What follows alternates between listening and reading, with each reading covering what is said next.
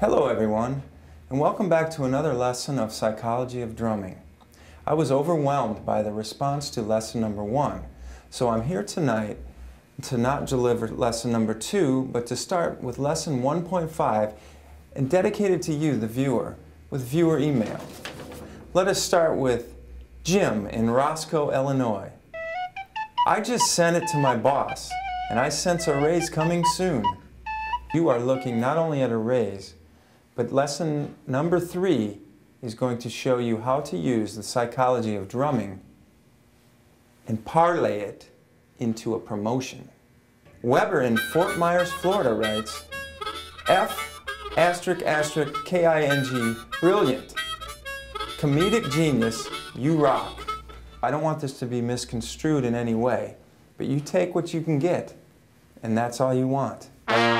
Tim in Savannah, Georgia writes, due to lesson number 1, I am seriously considering not having a computer. I want to be in the now person, and that doesn't involve being in my apartment with a computer. Good for you, Tim. I was blown away. TJ in Orlando, Florida writes, I know why the Lord had a drummer at the first birthday instead of the bass. That was then, and this is now. Well, TJ, I know that nobody understands the power of now better than the Lord, especially at His birthday. Scott and Amy in Edmonton, Canada write, this is sweet stuff. We will make sure to tune in to future lessons. When you're in the now, it is impossible to be cold. Amy in Dallas, Texas writes, love it. I even figured out a way that it is valuable when changing diapers. Amy, I never would have thought the psychology of drumming would translate into the changing of diapers. But since you've brought it up, I completely understand it. Andy in Nashville writes, that's awesome. I'm going to post it on some of the forums. Well, Andy, I appreciate that because it means a lot, and anytime I can get this into the forums.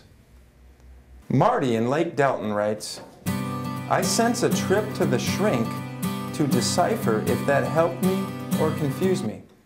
You may want to go back and review lesson number 1 before you continue with lesson number 1.5. Cindy in Nashville simply writes, now is now. And Cindy, I'm sure that you already know this, but you are right.